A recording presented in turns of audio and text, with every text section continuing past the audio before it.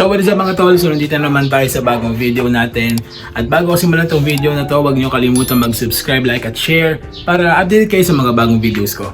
So ang video natin ngayon ay mag-unbox tayo ng regalo sa akin ng pinakamamahal kong girlfriend, no? Na si Ces. And dalawa na yung dumating, actually galing Shopee siya. At dalawa na yung dumating dito sa akin.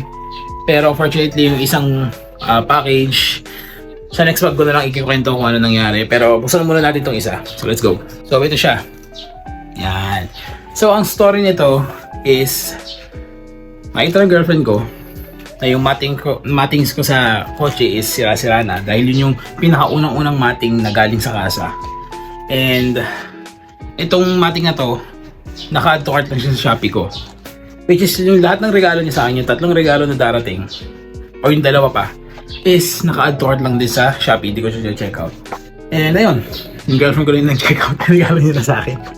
Kaya babe, maraming salamat sa regalo mo, no? Isa ka na rin sa pupo kay Rola. Thank you. Actually, nabuksan ko na siya para i-check. Kasi baka mamaya may damage siya. Sayang naman, pwede i-refund. So, ayan. Buksan muna natin para makita nyo talaga yung buo. So, napakainit ngayon, no? Kaya buksan na natin to. Let's go. So, marami siyang kulay na available. At ilalagay ko na lang sa description yung link nito kung saan binili ng girlfriend ko. So, ito. Unang-una ito, para siyang double tape, pero hindi siya double tape eh. Para siyang, ito, yung meron siyang buhok. Tapos ito yung kumakapit dito. Hindi ko alam tawag dito eh, pero siguro ito yung nilalagay sa ilalim ng matting para di dumulas. And then, ito yung pinakamating. Buha tayo ng isa. Paray ko. So, ito yung likod niya. Yan. Yan yung likod niya. Ito yung harap. So, para siyang leather. Leather yung texture niya. And ito yung sa driver, ay di. Sa passenger side. Yeah. Yan. Passenger side siya. Ganyan. Universal to guys. So, hindi siya eksakto sa Altis. Pero, for sure naman, kasya naman to. Diba? And, hanapin natin yung sa likod. Ito naman yung sa gitna, sa likod. And, ito yung naka-umbok na pag ganun sa likod niya. Yun, ito yung lalagay natin. Tapos, saan yung part na ito yung likod. Yan. Ito yung likuran niya. Ito naman yung sa likod na part. Yan, sa lapat. Pero yan, ito yung texture niya sa likod. Para siyang malambot na parang gamusa. Tapos itong sa harap is leather siya. Ayan. And sa price niya, good deal. Napaka good deal niya. Hindi ko alam yung exact price, pero I think it's around 400 something. And sa quality niya, good. Hindi na masama.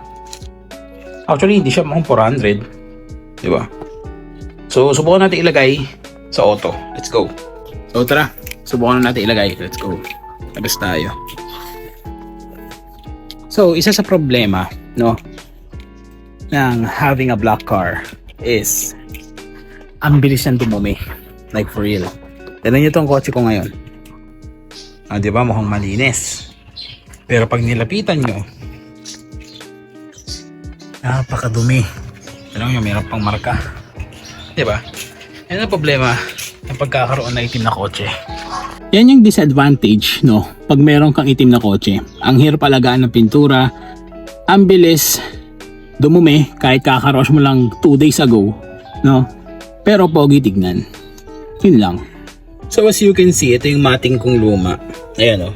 Nagpunit-punit. Ito yung sabi na coil matting, tawag nila. Pero ayan, punit na siya. Nakalbo na. Tapos lalo na dito sa driver side, punit na talaga siya. So, kaya siguro naisipan ang girlfriend ko, nareguloan ako ng matting, no? Dahil kadiri na siya tignan actually. So ngayon, subukan natin ilagay itong regalo niya sa akin. So let's go. Apakainit. So tanggalin ko muna itong lumang matting. Ayan. Yan yung luma. And ito kasi pinatong ko lang to para hindi direkta sa mismong floor ng koto, pero lagay ko pa rin siya dyan. Tapos subukan natin ito ilagay. Let's see.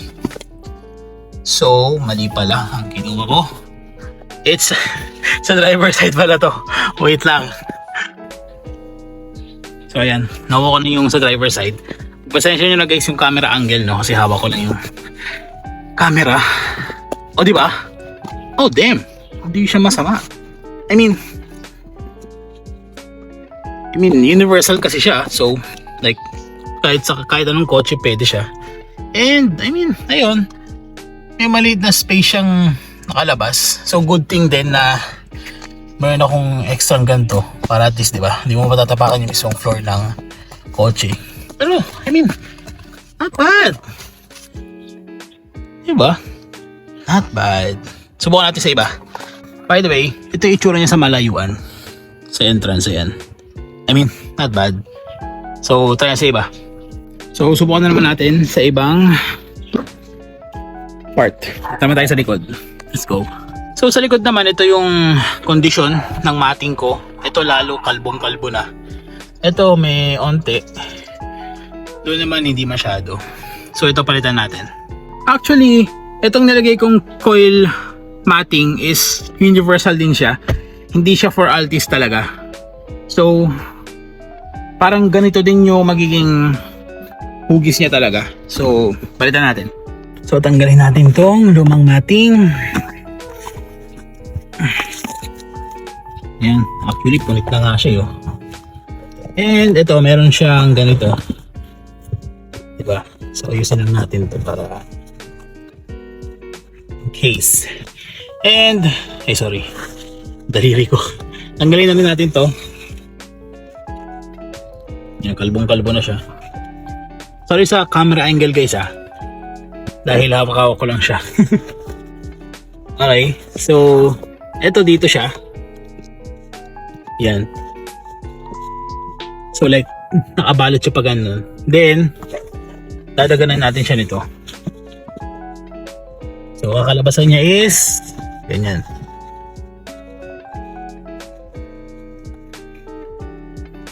I mean ayusin natin para talagang good.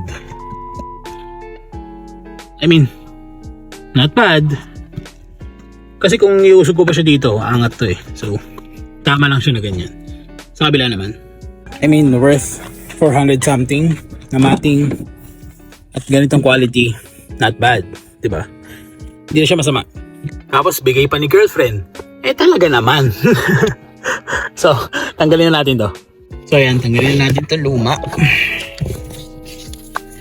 At kailangan. Thank you for your service. Tapos ito naman yung ilagay natin dito. Okay, so kailangan natin siya ipantay ng konti. Kasi I think mas mahaba siya dito. Yan, tapos ito. Yan. Okay, not bad. Diba? Lagyan na natin konti sa natin. Oh. Huh. Good shit. So ito pala yung mga pinalitan na mating. Ayan. So kapalit-palit naman na talaga siya, lalo na yung sa driver side. Grabe. So ayan, yan yung itsura niya. Driver side, passenger side. Tapos sa back, ganda no? Okay din. Like legit, ang ganda niya tignan, diba? So pakita ko sa inyo ano itsura ni Rola ngayon. So ito. So ayan, ayan nga na itsura ni Rola. And mention ko lang sa inyo na mapapansin nyo na yung tires ko kintab pa din yung goma. Ayan. Actually maganda yung nagamit kong tire block dyan. Parang 4 days ko na atang gamit yun. And last 4 days ko lang din pinahiran yan, tires ko na yan. Hanggang ngayon, ang kintab pa rin niya. Like ito yung kulay na lumalapag dito sa daanan natin. Kasi ito yung nilagay ko ang tire block. Ayan o, nakikita nyo naman. And hindi nakapit yung dumi. Like for real. Hindi siya nakapit. Pakita ko sa inyo ibang tires. See? Kasi the more na makintab yung goma nyo, ewan ko, ang lakas makapagpalinis ng parang ang clean. Tignan, ayun o. Ang kintab niya. Diba? See? So, comment na kayo dyan sa comment section kung gusto nyo malaman kung ano yung ginamit kong tire block sa tires ko. And lalagay ko na lang sa description yung link nitong mattings. And yung dalawang regalo pa ni Ces, yung girlfriend ko.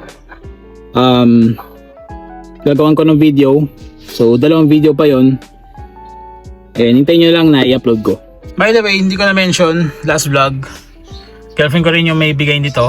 Air freshener. Ang cute niyan. Wee. Tsaka, ito kami. Ngalikabok, diba? Hindi pa ako nagkakarwash ulit eh. So, yan. So, yun. Hanggang dito na itong video na to. Don't forget to subscribe, like, at share. And see you on my next video, mga tol. By the way, sa girlfriend ko, shoutout sa'yo. Thanks, babe. Peace.